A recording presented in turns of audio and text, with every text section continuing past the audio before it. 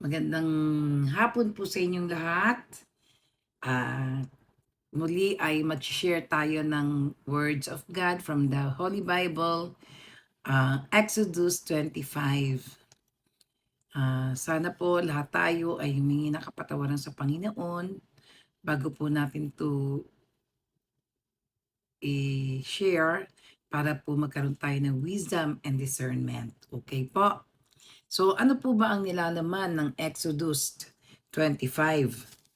Ito po yung mga offerings para sa banal na tent.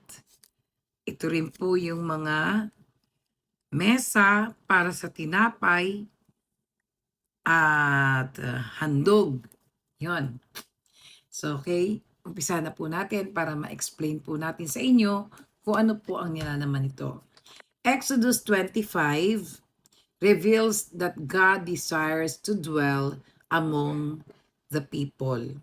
He instructed Moses to collect willing offerings and build the tabernacle, including the Ark of Covenant, the table for the bread, for the presence, and the golden lampstand. Every presence and his desire to have a close relationship with his people. The central message is that God is holy, worthy of our best, and longs to be with those who love and obey Him. Yan po ang nilalaman ng ating Exodus 25. Ang Exodus 25, ang pinaka-lesson po niya dito is give give to God with a willing heart. God asked the Israelites to bring offerings from those whose heart are willing. Ayaw po niya yung sa pilitan or obligasyon. Kailangan with the giving heart. Willing ka talaga na ibibigay yon. God values cheerful and willing giving more than forced giving. Our generosity should come from love and gratitude. Yun po ang gusto ng ating Panginoon. Hindi po yung sa pilitan, hindi po yung obligasyon. God desires to dwell with His people. God longs to have a personal relationship with us.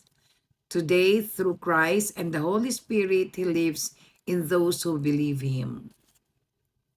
Isa lang po ang nais ng ating Panginoon, ang magkaroon siya ng close relationship with us, na talagang mag-open heart tayo sa Kanya, na talagang nandun yung ating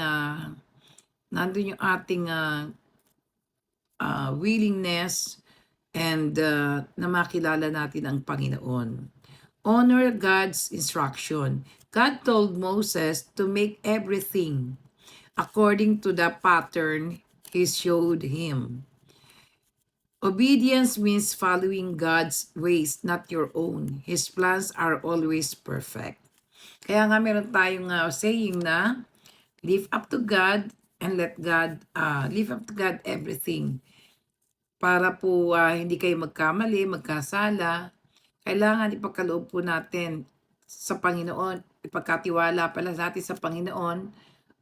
We need to trust God for all His plan for us. Give God your best.